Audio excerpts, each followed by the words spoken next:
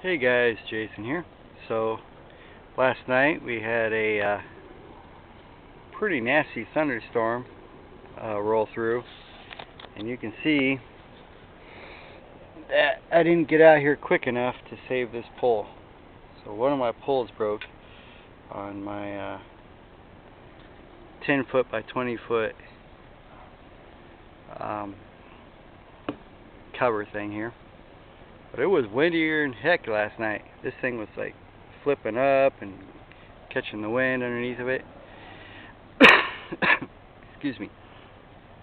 So anyway, I only lost one pole. I was able to get the top off of it quick enough. It was all thunder and lightning. It's about 1 a.m. in the morning. But I was like, heck no, I'm not losing this thing. I need it. It's for the summertime. So I'll fix that pole. But let me show you what's going on with my solar.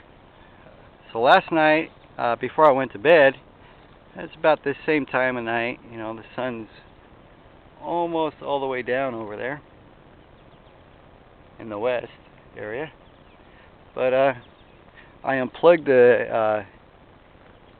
my kilowatt meter, and I want to see how much I've made just using my little sun grid tie inverters, the 22 to 60 volt 600 watters.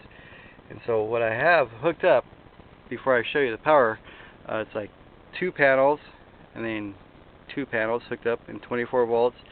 These two panels are 24 volts, running as 24 volts. And then the other two panels over there, 22 volts.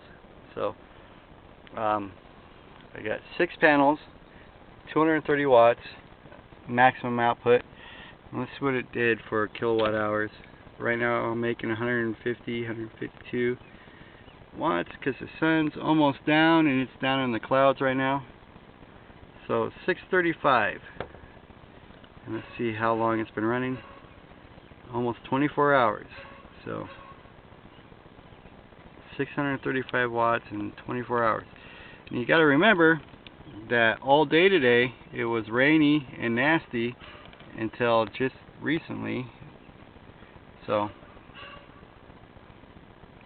that's 6 kilowatt hours in 24 hours, or a little over 24 hours.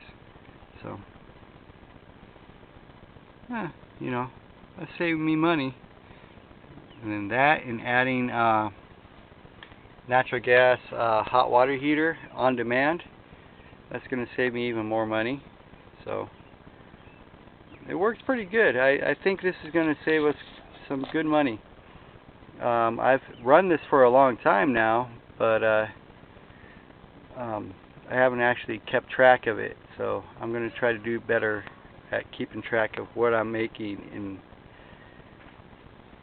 in my my area here, and with the rain and storms we get all the time. But that's just one of my my kilowatt meters. It's like I didn't reset the wind ones, so I should reset those tonight. But then they probably won't get any wind tomorrow because they're not calling for thunderstorms tomorrow. So, but summertime we don't get a whole lot of wind. Wind is for wintertime. But hey, you know, any wind that does blow during the summertime, I catch a little bit of it, and I get a little bit of power, and that's cool. Even if it's only out of like a 10-mile-an-hour wind, I still make it a little bit of power, and that's cool. I mean, if I didn't have turbines up there, I wouldn't be catching any of it, so why not toss a couple of turbines up and catch a little bit of that wind?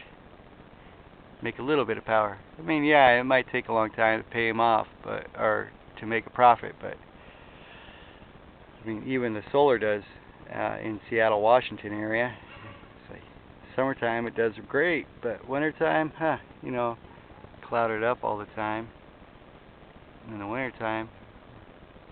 So right now it looks like it might be nice tomorrow, but this is what it looked like before I went to bed last night, and then the wind and thunderstorms came out and beat the heck out of my little pop-up tent over there. So I thought last night was going to be great,